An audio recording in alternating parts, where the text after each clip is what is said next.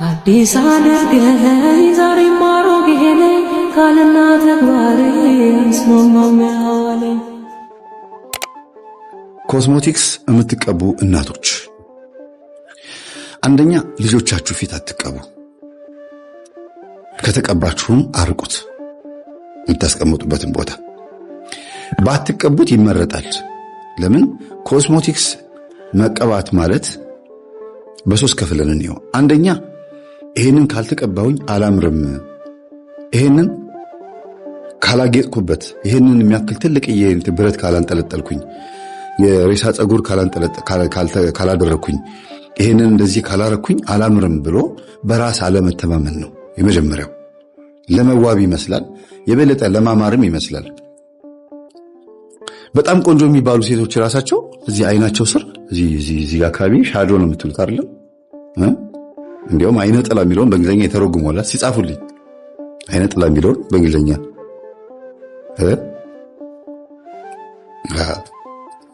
እና ቀጥታ ነው የሚያመጣው። ያንን በምታረጉበት ሰዓት የሚጋባ መንፈስ አለ። ሁልጊዜ ነው የምናገረው፣ ኮስሞቲክሶች መናፍስት ይስባሉ።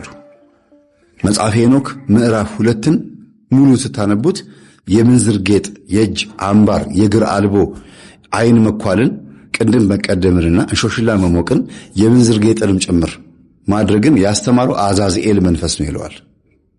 ይህ አዛዝኤል የሚባለው መንፈስ ደግሞ እዚህ አሁን ባለንበት ሰዓት ጠቋር ነው ይባላል። ጠቋር ደግሞ የትዕቢት መንፈስ ነው፣ የመኮፈስና ይሄ ራስን ጅንን የማድረግ መንፈስ ነው። ኮስሞቲክስ የተቀቡ ሴቶችን ተመልከቷቸው። ስትናገሯቸው የሚመልሱት መልስ፣ ተው ስትሏቸው እሺ አይሉም እኮ። እንኳን ሻጮቹ ለገንዘብ ነው።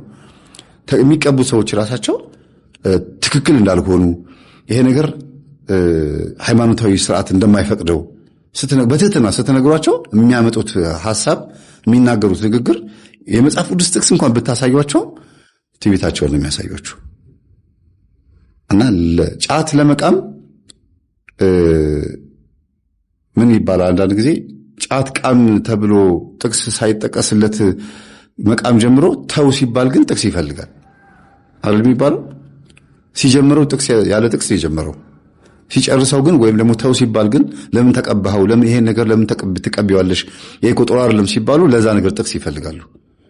ወይም ደግሞ እግዚአብሔር እኮ ምናምን ብለው የልብን ነው ምናምን ብለው የሆነ የራሳቸውን ሃይማኖትን ሕግ ለመመስረት የሚሞክሩ ሰዎች አሉ። በአነጋገር በምናምን ተሸፍነው በቃ መናፍስትን ይስባል። ይኸው ተሞክሮ ጸበል ቦታ ላይም እንደዚህ የሆኑ ሰዎች አሉ ተብሎ እንኳን እያሳዩአቸው የምንዝር ጌጥ ነው እየተባለ ጥቅስ እየተጠቀሰም እንኳን ይሄ እኮ የተነገረው ለእንትን ነው ይላሉ። ለምን? ከስጋው ጾመኛ ነኝ ከመረቁ ስጡኝ አይነት ነገር፣ ይሄ ለራስ የማመቻመች ነገር አለ አይደል? ሰው የሚፈልገውን ነገር ሊያጣ ስለማይፈልግ ሊያጣ የማይፈልገውን ነገር ለማስቀረት የቻለውን ርቀት ይሄዳል። ግን አያዋጣውም። ያውቃል እኮ ደግሞ ልቡ ያውቋል። ሆድ ሲያውቅ ዶሮ ማታ እንደሚባለው ማለት ነው።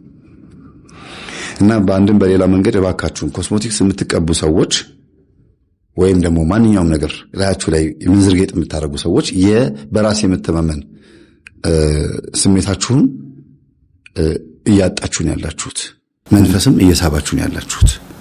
ከዛ ሶስተኛው ደግሞ በምንዝር ጌጥ ውስጥ ወይም ደግሞ በኮስሞቲክስ ውስጥ ያደጉ ቤተሰቦች ያሏቸው እናታቸው፣ አባታቸው በተለይ አሁን ለምሳሌ እናትየዋ ጨዋ ሆና አባትየው ከሴተኛ ዳሪ ጋር እየሄደ እየተልከሰከሰ ምን እያለ መጥቶ ከሚስቱ ጋር ሲተኛ ያው መንፈስ ተሸክሞ መጥቶ እንደዛ አይነት መንፈስ ተሸክሞ መጥቶ ስለሆነ ሚስቱን የሚገናኛት የሚወለዱት ልጆች ምንዝር ጌጥ ወዳጅ ነው የሚሆኑት ሲያድጉ። ይሄን ታውቃላችሁ? ምክንያቱም እናትየዋ ብቻ ስለምትኳኳል አይደለም ወደ ልጆች የሚተላለፈው። አሁን ሚጣን ይዋት ትንሿ ልጅ ከእናቷን የወረሰችው ግን ደግሞ ሴትዮዋም ትኳኳል ነበረ፣ አሳዳጊዋም ጭምር። ለምን? ሊፕስቲኩ ሁሉ ነገር እዛ ፊት ለፊት አለ። ስለዚህ የቡዳው መንፈስ ከእናትየዋ መጥቷል፣ ከሴትዮዋ መጥቷል። ከሁለቱም ነው የመጣባት ማለት ነው። ከተወለዱ በኋላ እንዲያውም ህፃናቶች ብዙ ጊዜ ምንዝር ጌጥ የሚያበዙ ኮስሞቲክስ የሚያበዙ ሰዎች በቡዳ ከበሏቸው ይሄ ነገር ይጋባባቸዋል ይባላል። በጣም ነው የሚጋባባቸው እና ያለ እድሜያቸው ይጀምሩታል። እድሜያቸው ገና 13 14 ዓመት ልጆች ሆነው አጫጭር ቀሚስ መልበስ ይፈልጋሉ። ኢቭን ተውት እንዴ 13 ዓመትማ እንዲያውም ትልቅ ነው። እንደ ትልቅ መስላችሁ እንደው አሁን ካለው ሁኔታ ገና 8 ዓመት 6 ዓመት 4 ዓመት ህፃናቶች አጫጭር ቀሚስ አይታችኋል? ታይት አድርገው ጉርድ የሆነ የቬሎ የሙሽራ ቬሎ ነገር አስለብሰዋቸው ልደት ላይ ከወኩ ያር ሲጮቱ በአጭር ቀሚስ ደረታቸው ግልጥ ብሎ ምናምን ልብሱ ያምራል ስለሚባል ልጆቻቸውን እዚህ ጸጉራቸውን ያስይዙላቸዋል። ልደት በሚከበርበት ሰዓት እንትን ይደረጋል። ጥሩ ነው እሱ ደስ ይላል። ከዛ ደረታቸው ግልጥ ይላል። ያን የመሰለ የሚያምር የህፃን ገላቸው ግልጥ ይላል። ስንት ሰው ልደታቸው ላይ የሚመጣው። ከዛስ እያደጉ ሲመጡ አጭር ቀሚስ ወዳጅ ይሆናሉ። ቀሚስ ትተው ሱሪ ነው የሚወዱት። በልጅነታቸው ስለ ሱሪ ብዙ መከራከር አያስፈልግም፣ ግን ቀሚስ እየወደዱ መምጣት አለባቸው። ህፃንነት ላይ ስለ ሱሪ ማውራት አልችልም፣ ምክንያቱም ጉዳዩ የልጅነት ነው። ችግር የለውም፣ ለመጫወትም ለምንም ይመቻቸዋል። ሲያድጉ ግን ቀሚስ ለባሽ መሆን እንዲችሉ አድርጎ ማሳደግን የመሰለ ነገር የለም። የአጭር ቀሚስ እያደገ ይመጣል። እያደገ ቀሚሱ ሳይሆን የሚያድገው የአጭር ቀሚስ የመልበስ ፍላጎት ማለት ነው። ከዛስ እንደማየ ይባላል። እንደማየ መኳል፣ እንደማየ ማንጠልጠል እየተባለ ምንዝር ጌጡ እየበዛ ይመጣል። እየበዛ አሸንክታቡ እየበዛ ይመጣል።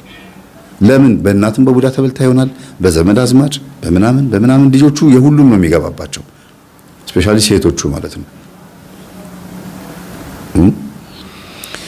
እና ባካችሁን ብትችሉ ልጆቻችሁ ፊት ምንም ነገር ባታረጉ፣ እናንተ ምንም ነገር ባታረጉ ይመረጣል። ይህንን በትህትናና በየዋህነት ነው የምናገረው። እባካችሁ በመለመንም ነው የምናደርገው። ለምን? ጥቅሱ ስራ አልሰራም። ጥቅሱን ብንጠቅስም ያው ነው፣ ምንም ለውጥ የለውም። እየተናገርን ይጠመዘዛል ጥቅሱ። እንዲያውም አንዳንዶቹ ጭራሽ ኦርቶዶክሶች ሆነው መጽሐፍ ሄኖክ እኮ ብዙም ያን ያክል በዓለም አቀፍ የመጽሐፍ ቅዱስ ማህበር ተቀባይነት የለውም እና ይሄ ጥቅስ ሰው የጻፈው ሊሆን ይችላል ይላሉ። 80 አሐዱ ላይ የኦርቶዶክስ መጽሐፍ ላይ ተቀምጦ እኮ ነው። እኔ አንዳንድ ሰባኪያን ራሱ 66 ላይ የሚያተኩሩት ይመስለኛል። ሰባኪያን መምህራን ራሱ ከመጽሐፈ መቃቢያን አይጠቅሱም። ከነዚህ ከመጽሐፈ ሲራክ ከነጦቢት ከምናምን ከነዚህ መጽሐፍቶች አይጠቅሱም። የምክር መጽሐፍቶችን አይጠቅሱም። አዋልድ መጽሐፍቶችን፣ ድርሳናትን፣ ስንክሳር ላይ ያሉትን የቅዱሳንን ታሪክ ምናምን እነዚህ ቴዎሎጂ ተመርቀው የወጡ ሰባኪያን ብዙም አይደሉም፣ አይነካኩትም። ከቅዱሳን ሕይወት እንድንማር አይፈልጉም። በቃ መጽሐፍ ቅዱስ ላይ ብቻ ኦንሊ ባይብል አይነት ነገር ነው። በቃ እንዴ ቤተክርስቲያን ከመጽሐፍ ቅዱስ በፊት የነበረች ናት። መጽሐፍ ቅዱስ የመጣው ከቤተክርስቲያን በኋላ ነው የሚባለው። ወንጌል ከተሰበከ በኋላ በደንብ በአፍ በሐዋርያት ከሰበኩ በኋላ ቤተክርስቲያን ከተመሰረተች በኋላ ነው መጽሐፍ ቅዱስ የተጻፈው። ጌታ ካረገ ከ15 ዓመት በኋላ እና አንዳንዴ መቅደም የሚገባውን ነገር እናስቀድም፣ ቃሉን እናስቀድም። ቃሉን ማስቀደም ካቃተን እንኳን ይሉንታ አይኖረን። ሽማግሌዎችን አባቶችን እንፍራ፣ ምክር እንፍራ፣ ተግሳጽ እንፍራ። ደፋር መሆን አያዋጣም። አርጅተውም አሮጊቱም ሆኖ ነው አንዳንድ ሀብታም ቤት ሄዳለሁ ያለውና በቃ አርጅተው በቃ የሚለብሱት ልብስ ራሱ በጣም የሚያሳፍር ልብስ፣ የሚቀቡት ሊፕስቲክ በእውነት አሮጊት ሆኖ በዛ በተኮማተረ ከንፈራቸው ላይ ሊፕስቲክ ይቀባሉ። ምን ለማምጣት ነው? እስቲ ሊፕስቲክ ለምን እንደሚቀቡ ረስተውታል። መጀመሪያ ሊፕስቲክ ለምን እንደመጣ አመጣጡን ማወቅ ነው። እኔ አሁን ስለ ሊፕስቲክ አይደለም ማውራው፣ ስለ አሸንክታ በአጠቃላይ ስለ ጌጣጌጥ ነው ማውራው። በራስ መዋብን የመሰለ ነገር የለም። ነጠላ ለብሶ መታየት፣ ነጠላውን ተውት። እንደገና ደግሞ ግጥም ያለ በቃ ደረት ብዙ የማያሳይ ቆንጆ ልብስ፣ ረጃጅም ቀሚስ መልበስ፣ ክርስትናን መጠበቅ፣ ራስን መጠበቅ፣ ከቡዳ መከላከል ራስን ከቡዳ በልብስ ብቻ ነው የምንከላከለው። አንዳንዴ ግን በምንድን ነው የገባኸው ሲባል ጸበል ቦታ ላይ አይደለም፣ ጸበል ቦታ ላይ ቀበሪቾ እንኳን ተጭሶ እንዴት ነው ያገኘሃት ሲባል የት ነው ያገኘሻት ይባላል። ቀበሪቾ እንኳን አጭሰው ጸጉሯን አይቼ ነው አይኗን አይቼ ነው ይላል እኮ። ስትሄድ አረማመዷን አይቼ ነው፣ እግሯን ባቷን አይቼ ቅላቷን አይቼ ነው ይላል። በጸበል ቦታም ይሄን እንሰማዋለን። እዛ ቀበሪቾ አያስወጣውም እንጂ ጸበል ቦታ ደግሞ እንሰማዋለን። በዚህ ነገር ገባሁኝ ይላል። ያንን ነገር ትንሽ ከቨር ማድረግ ያስፈልጋል። ይሄ ጎላ ብሎ የሚታየውን አካል ከቨር ማድረግ ለራስ ሲባል ነው። የምትጠቁትም ራሳችሁ ስለሆናችሁ ነው የምትበሉትም። ቆንጆ ሴት ሞዴልም ሆና አርቲስትም ትሁን፣ የዘፈንም አርቲስት ትሁን፣ የፊልም አርቲስት፣ የቲያትርም ቆንጆ ሆነው ይታያሉ በህዝብ ፊት ምናምን ቆንጆ ነገር ያቀርባሉ። ከዛ በዛ ውበታቸው ደግሞ ይበላሉ በቡዳ። ቆንጆዎች ናቸው እሺ ከዛስ ትዳራቸው ላይ ሲሄዱ ቶሎ ዲቮርስ መፋታት ሲንግል ማም ሆኖ ልጆችን ማሳደግ ከዛ ደግሞ እንደገና እርቅ ይምጣ ተብሎ ካህንና ሽማግሌ ሲጠራ ደግሞ ልቧን ትዕቢተኛ አድርጋ ነው ለምን ምናምን ብላት መከራከር ውስጡ ያለው ያደነድናታል እንዲያከብራት ትፈልጋለች ከየት አምጥቶ ያክብራት ከማን አምጥቶ ያክብራት እሷ ውስጥ ያለው ነው እኮ መጀመሪያ እሱ ጋር ሄዶ እኮ እንዲንቃት ያደረገው ያስበላቸው ራሷ እኮ ነች ራሷ ጋር ያለው መንፈስ ነው እኮ ባሏ ጋር ሄዶ እንዲንቃት የሚያደርገው እንዲጣሉ የሚያደርገው እሱ ነው መጀመሪያ የተበላችበት ያ መድረክ ላይ ስትሽከረከርበት የነበረው የሞዴልነት የአርቲስትነት በየመንገዱ ለብሳ የምትሄድበት የነበረው የተበላችበት መንፈስ ማንንም እንዲጠጋት ስለማይፈልግ ባሏን የሚያርቀዋል ጸብም ይመጣል ልጇን ብቻዋን ታሳድጋለች ኢቭን ለልጇ ራሱ እንኳን ጥሩ እናት ላትሆን ትችላለች ጥሩ እናት አትሆንም ወልደው ልጅ እንደሌላቸው ሆኖ እንደገና መልሰው ቅብጥብጥ የሚሉ ሚዲያ ላይ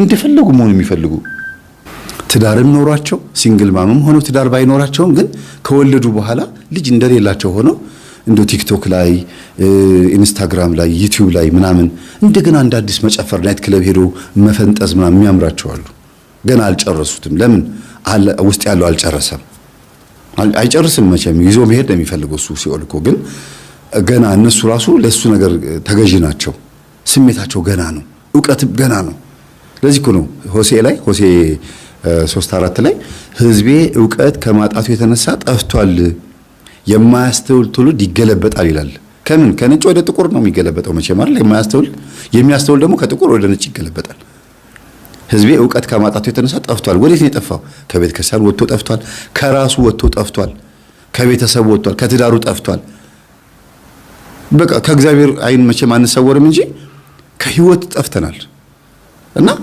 እባካችሁ እህቶች በተለይ ፌመስ የሆናችሁ ዝነኛ የሆናችሁ በጣም ትልቅ ቦታ ላይ የምትገኙ በፌመስነት በዝና ነው ያልኳችሁ በዕውቀት በመናም ላይሆን ይችላል ያው መታወቅና ማወቅ ይለያያል አይደል አዋቂ ሆኖ ዝነኛ መሆንና ታዋቂ ሆኖ ዝነኛ መሆን ይለያያል የ5 ደቂቃ ዘፈን ለቆ በጣም ፌመስ የሚሆን ይኖራል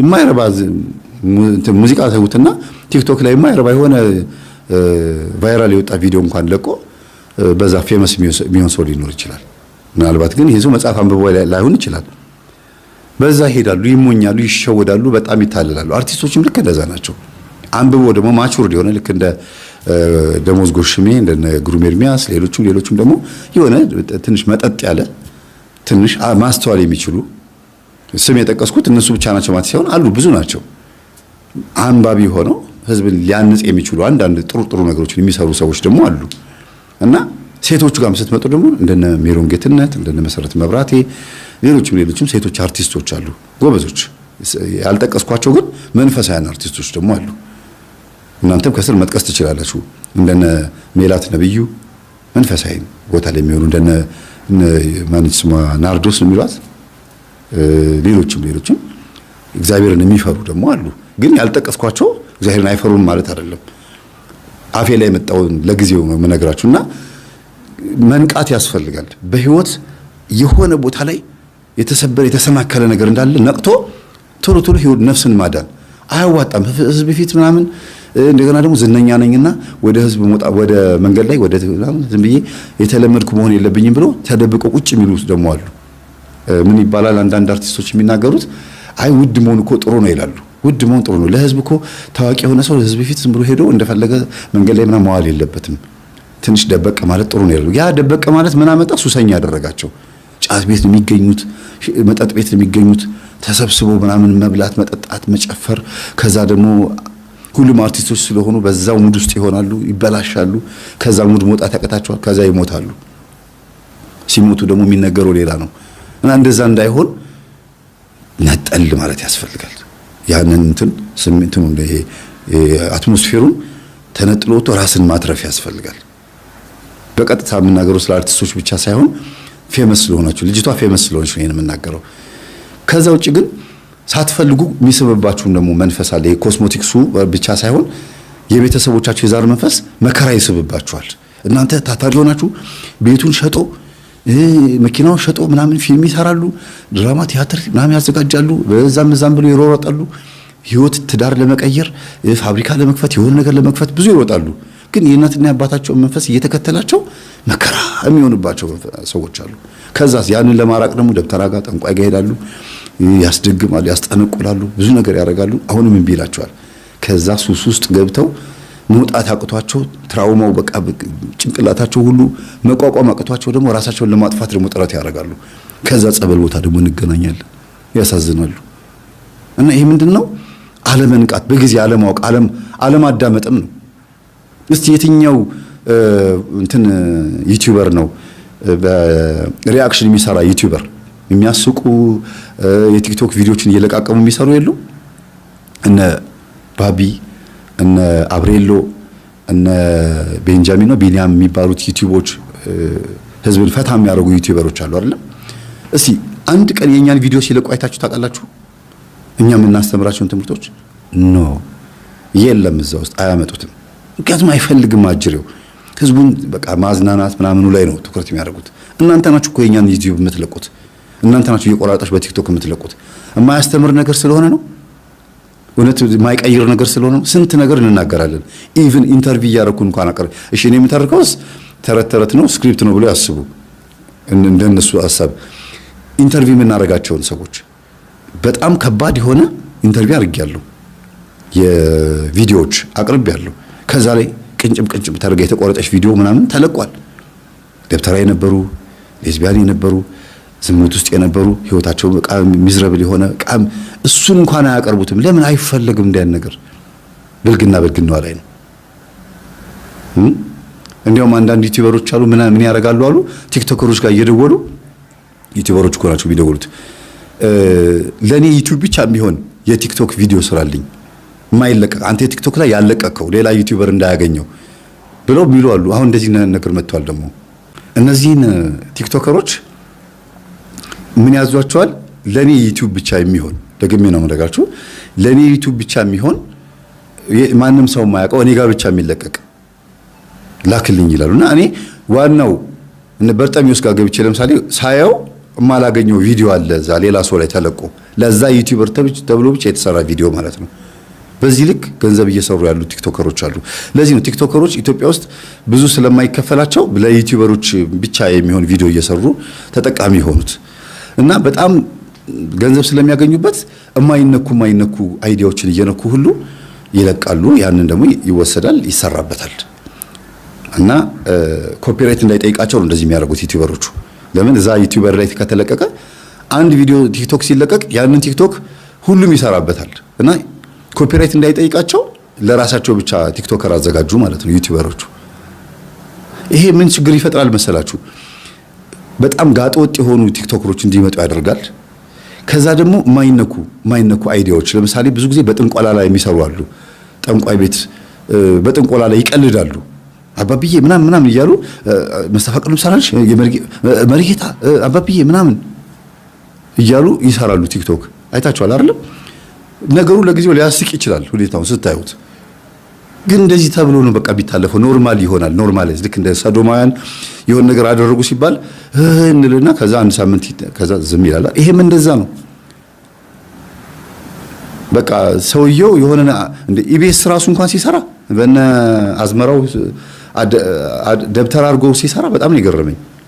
ኖርማላይዝ ስለሆነ የባህል ሕክምና የሚሰሩ ሰዎች ምናልባት ሊከሷቸው ይችላሉ ያስባሉ። እኔ መክሰሱን ባልፈልገውም፣ ምክንያቱም የባህል ሕክምናን የሚሰሩ ሰዎችን ነው እየተሳደቡ ያሉት ኢቢኤሶች። ጥሩ ነው እንትን ማለት መንቀፋቸው አሪፍ ነው። ግን በዚህ ልክ በኦፊሻል ወይም ደግሞ በቴሌቪዥን ደረጃ ደብተራን በዚህ ልክ ማሰራታቸው በጣም ይደነቀኝ። ግን ቀልድ ሆነ፣ እንደ ቀልድ ቀረበ። ቁም ነገሩስ ስለ መንፈሱስ አሁን እንትን እኮ ነበርኩኝ ናይጄሪያ ነው ምናምን ነበርኩኝ። አሁን የመጣሁት ተሰውሬ ሄጄ ነበረ ምናምን ይላል አዝመራው። የሰራውን አይታችሁታል? በጣም ነው የገረመኝ እኔ ራሴ ደብተራ ሆኖ የሰራው ማለት ነው። እና ቀልድ ብቻ ሆኖ ቀረ።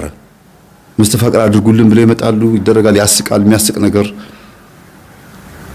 የግሩም ኤርሚያስ ወንድም ነብዩ ኤርሚያስ ብዙ ጊዜ እንደዚህ ነገሮችን መስራት ይወዳል። ነገሩ እንትን ሆኖ ብቻ ይቀራል፣ ጥበብ ብቻ ሆኖ ይቀራል። ጠባብነቱን ማሳየት አይፈልጉም። ዞር ብለው ጸበል ቦታ ላይ የሚጮኸውን መንፈስ ማሳየት አይፈልጉም። በዚህ መልኩ የመጣውን ምስቅልቅል ህይወት ማሳየት አይፈልጉም። ቀልድ ብቻ ሆኖ ይቀራል። እንደዚህ አይነት ነገር ግን የለም። እንደ ቀልድን አንኖራትም። አንድ ቀን ተይዘን ጸበል የምንመጣበት ጊዜ አለ። ሁላችንም እዚህ የምትቀልዱ ሰዎች በሙሉ ማለት ነው ሲሪየስ የሆነ ላይፍ የምትኖሩበት ጊዜ ይመጣል። ያን ጊዜ እንዳይቆጫችሁ ዛሬ ላይ ነገሩን ቀለል አድርጋችሁ ብትሄዱ ነው የሚሻለው። ለገንዘብ ተብሎ ያን ያክል ርቀት መሄድ የለበትም።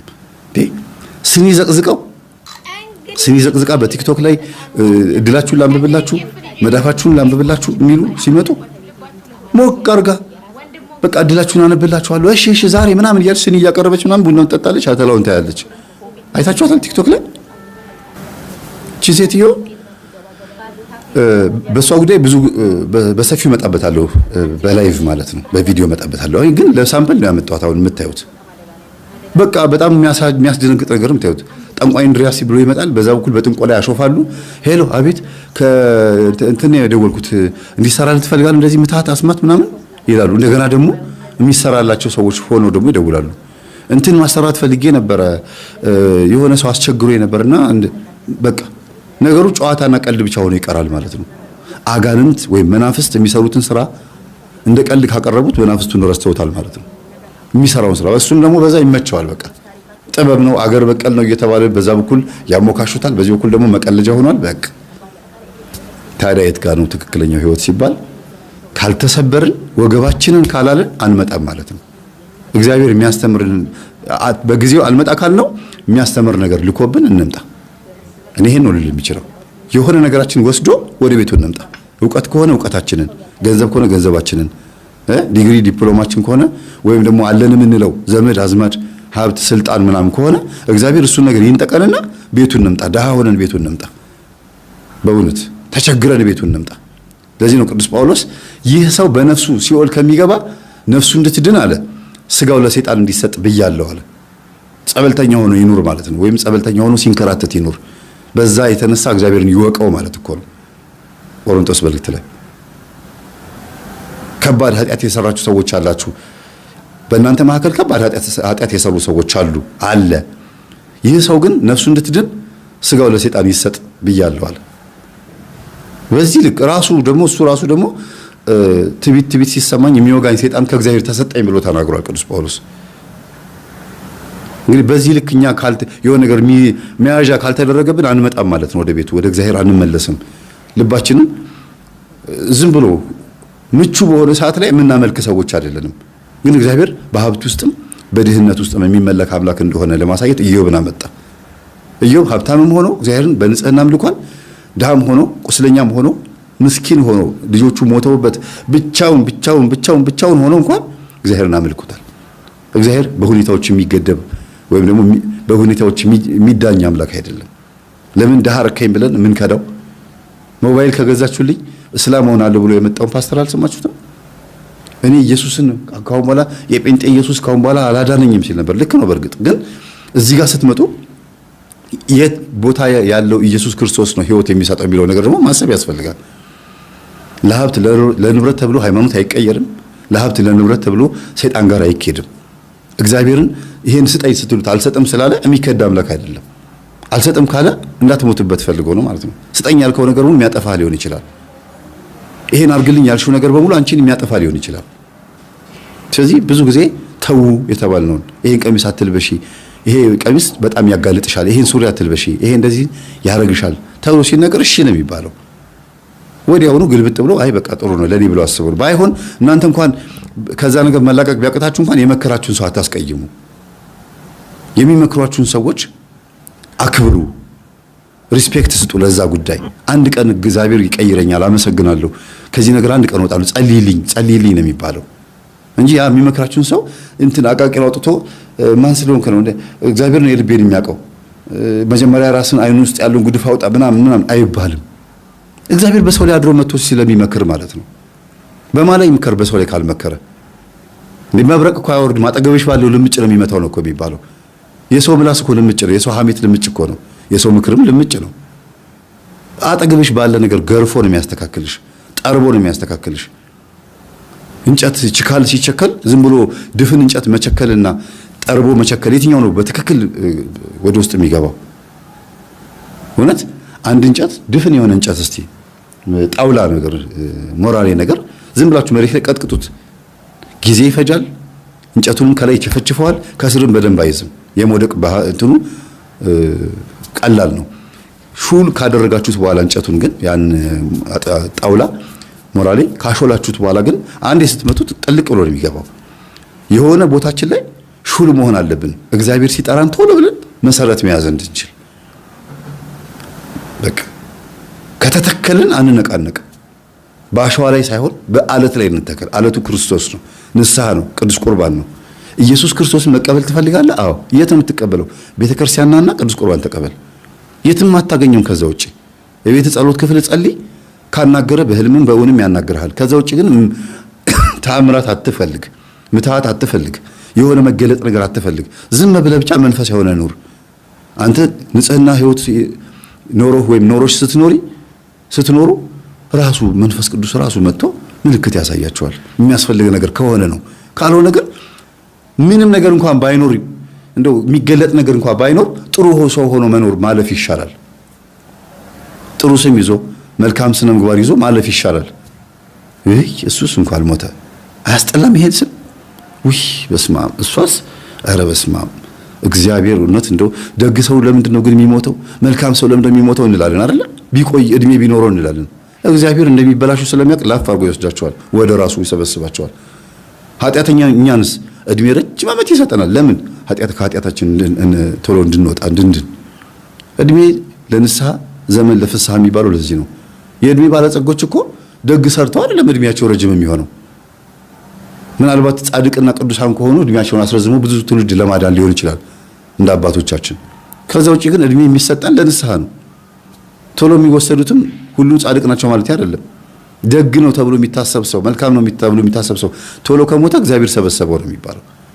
እና በመኪና አደጋም፣ በትንታም፣ በጥይትም፣ በፖለቲካም በሆነ አጋጣሚ ልንሞት እንችላለን። እባካችሁን በተቻላችሁ መጠን ስጋችሁንም ነፍሳችሁንም ጽድት አድርጋችሁ መጠበቅ ነው የሚሻለው። አያዋጣም። ሰው በአሁኑ ሰዓት ድንገት ፍንግል እያለ ነው፣ እንደ ፈንግል ዶሮ ማለት ነው። ፍንግል ደግሞ የሚገርማችሁ አንድ ዶሮ መኖ የዶሮዎች ማርቢያ መካከል አንድ ዶሮ ፈንግል ከያዛት ሁሉም የምትፈነግላቸው። በቤተሰብ ውስጥም እንደዛ ነው፣ በጓደኝነትም እንደዛ ነው። ጫት በሚቅሙ ጓደኛሞች ህብረቶች መካከል ልክ እንደዛ ነው። በክላስ ውስጥም በኤቲስት ፓጋኖችም አንዱ ከንካለ ይበከላሉ። በቃ ፈንግል ነው፣ ሁሉም ይፈነጋገላሉ። አንዱ ደግሞ እንደገና ከተፈነገሉበት የሚያነሳ ካለ ደግሞ ሁሉንም ይቀሰቅሳቸዋል። እግዚአብሔር ይቀስቅሳል። ሲቀሰቅሰን አቤት እንድንል ልባችን ይክፈትልን። ሰላሙን